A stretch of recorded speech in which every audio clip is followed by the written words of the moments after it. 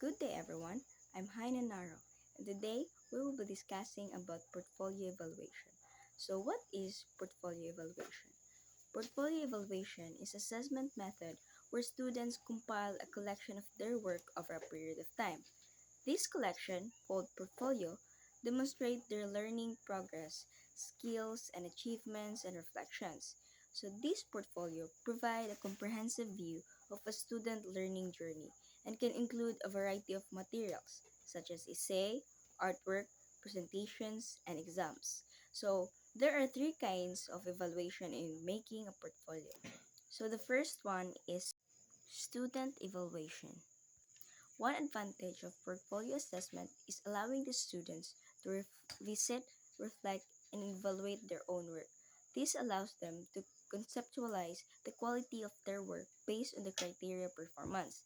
This also provide opportunity for students to become better achievers as they learn to reflect on their strengths and weaknesses. So here are some questions that can be asked to facilitate students' self-reflection for individual work, which give insights into how students have reaching the learning target. First is, why do you select this piece of writings? What did you learn from the selection? Can you identify the strengths and weaknesses? What problems have you encountered during the task? What are your insights after reading the poem? Is this your best work?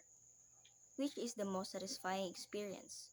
And what kind of work would you like to do in the future? So next is teacher evaluation. In most of the classroom situation, the teacher is both the observer and the rater.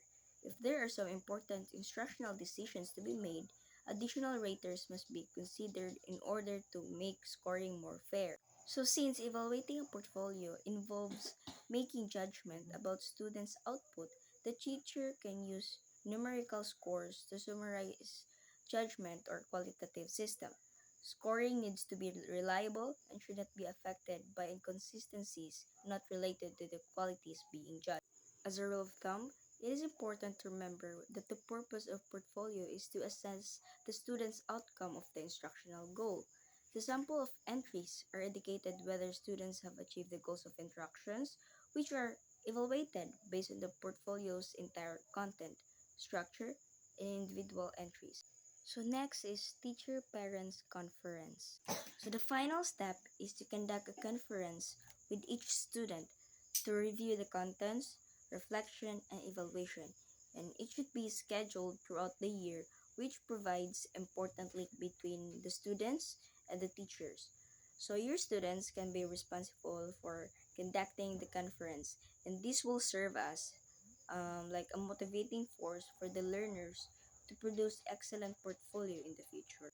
One way or another, this also provides an excellent means of communicating with the parents. So the work outputs and reflections of the students can be sort of a window in what is happening within the classroom.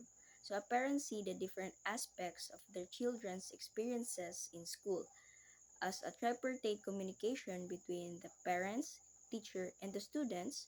Portfolio assessment provides the framework for meaningful three-way discussion of the progress, achievements, and limitations. So after the portfolios were complete, it is a good idea to have an exhibition of portfolios or a student-led parents-teacher conferences in which students present their portfolio to their parents. So to sum it up, this report has delved into the significance of portfolio evaluation as a powerful tool for assessing performance, managing risk, and informing decision making in various contexts.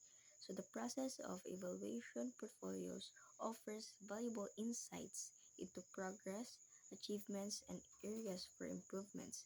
By examining the strengths and weaknesses of portfolios, individual can make informed choices to optimize outcomes and align with their goals. So I think that's it for the portfolio evaluation. Thank you.